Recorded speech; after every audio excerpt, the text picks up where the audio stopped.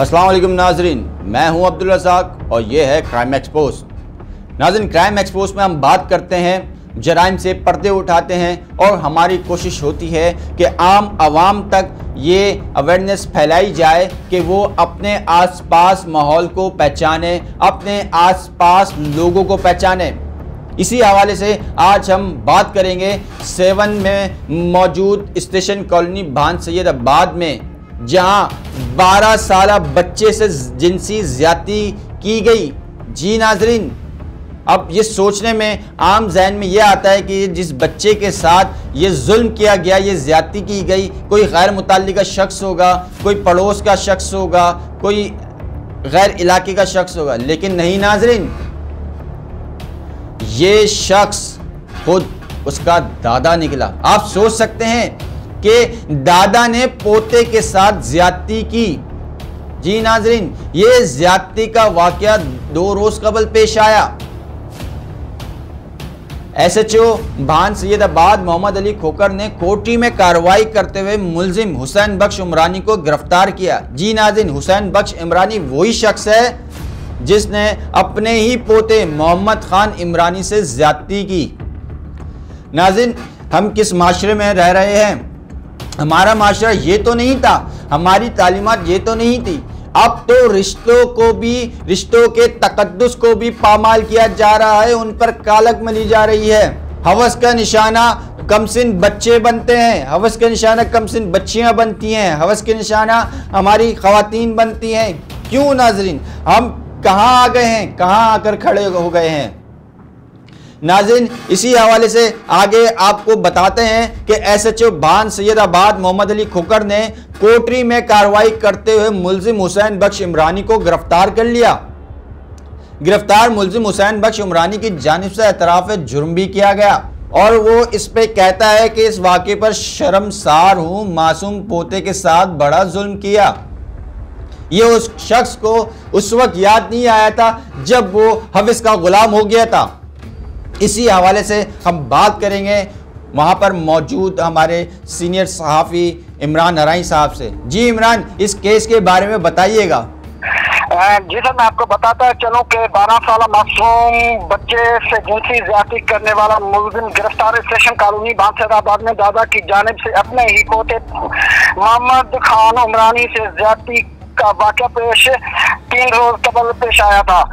SHO भान सैयदाबाद मोहम्मद अली खोकर ने कोटली में कार्रवाई करते हुए हुसैन बख्श इमरानी को गिरफ्तार कर लिया है। गिरफ्तार मुलजिम हुसैन बख्श इमरानी की जानिब से एतराफ जुर्म कर लिया गया है। अच्छा इमरान, मुझे ज़रा ये बताइएगा, ये एतराफ़ जुर्म उसने ख़ुद किया है या कोई पुलिस ने रिमांड अदालत से लिया? पुलिस ने जब अदालत में इस मुलजिम को पेश किया उसके बाद ये एतराफ़ आया? नहीं सर, ये पुलिस स्टेशन भान सैयदाबाद पर इसने पुलिस के सामने जुर्म एतराफ़ किया है और आज रिमांड के लिए हुसैन बख्श इमरानी को कोर्ट में पेश कर दिया गया है। जी, कोर्ट में पेश कर दिया गया है। क्या आप मुझे इसके हवाले से बता सकते हैं कि FIR में क्या दफ़ात शामिल की गई हैं? सर, FIR तो काट दी गई है। FIR में अच्छा, ये FIR उसी वक्त मौके पर कटी या कुछ दिनों बाद कटी, कुछ टाइम लगा इसमें, या जो मुलजिम के साथ ये आवाज़ आ रही है आपको मेरी? जी सर, जी ये 2 दिन बाद गिरफ्तारी हुई है और FIR भी जो काटी गई वो भी 1 दिन बाद काटी गई थी। आज 3 दिन हो चुके हैं। 3 दिन के बाद कोर्ट में मुलजिम को पेश किया गया है। जी, आपको पता है कि आप ये हमें बता सकते हैं कि किसकी मुद्दइयत में FIR काटी गई है? हाँ सर, उसके बच्चे की मां की प्रयास पर ये FIR काटी गई है।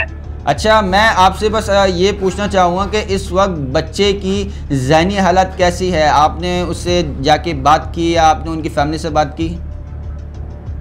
जी सर, जब हमने उसकी फैमिली से बात की तो उसकी मां का कहना था कि बच्चे की अभी हालत जो है वो सुधर रही है और बच्चा जो है 7 सैयद अब्दुल्ला शाह इंस्टीट्यूट और मेडिकल साइंस में एडमिट किया गया है। जो मेडिकल चेकअप के बाद उसको फारिग किया जाएगा। जी, बहुत शुक्रिया इमरान, आपने तफसीलात से आगाह किया। गिरफ्तार मुलजिम का एतराफ़ जुर्म भी हो चुका है। और वो कहता है अब मैं इलाके में बदनाम हो चुका हूं, दिल कहता है खुदकुशी कर लूं।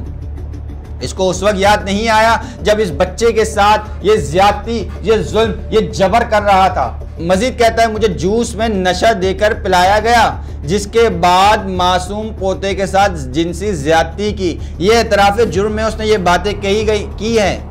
इसी के साथ उसने मजीद कहा है मुझे अदालत और पुलिस जो सज़ा दे कबूल है, मैंने गुनाह किया है जिसका एतराफ़ करता हूँ।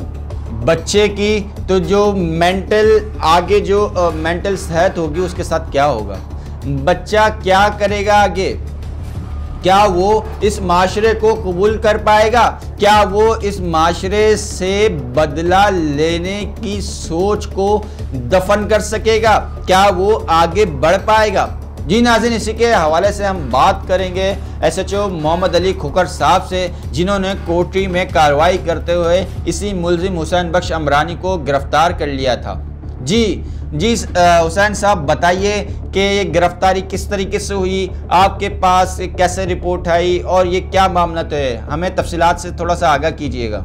बदफेली की FIR दर्ज करिए 177 की, और बच्चे की मेडिकल भी करवाइए और जवाबदार की भी मेडिकल करवाइए। बच्चे से 164 करवाइए कोर्ट में। मज़ीद चल रही है जांच, इसमें GIT भी SHO साहब ने जुड़ी है और GIT मज़ीद जांच कर रही है। जवाबदार अभी मज़ीद जेल में है, रिमांड में। बहुत शुक्रिया सर आपका। तो ये अभी हमें SHO साहब बता रहे थे कि FIR में जो दफ़ात शामिल की गई हैं और साथ में ये भी बताया कि मुल्ज़िम को रिमांड पर भेज दिया गया है। नाज़रीन, हम किस माशरे में रह रहे हैं? क्या कायद ने इसलिए यही पाकिस्तान बनाया था? क्या यही माशरा परवान चढ़ना था यहाँ पर? हमारे कायद ने ऐसा तो नहीं सोचा था। हमारे जो बड़ों की कुर्बानियाँ थीं वो इसलिए तो नहीं थी कि माशरा इतना बिगाड़ दिया जाए, माशरे में इतनी बिगाड़ पैदा कर दी जाए कि जहाँ रिश्तों को भी नहीं देखा जाता, जहाँ ये पाक रिश्ते होते हैं। दादा पोता एक ऐसा रिश्ता है कि बिल्कुल मतलब हम सोच भी नहीं सकते हैं कि ऐसे दादा अपने पोते के साथ ऐसी जो बदफैली कर सकता है। हमारे माशरे में बिगाड़ को सही करना ये हम सबका काम है। ये इनफरादी तौर पे हमें ये कोशिश करनी पड़ेगी कि हम अपने माशरे को सही करने के लिए जो भी अमली कदम हो सकता है वो उठाएं। अपने मेज़बान अब्दुल रज़ाक को दीजिए इजाज़त। मिलते हैं एक और नई स्टोरी के साथ।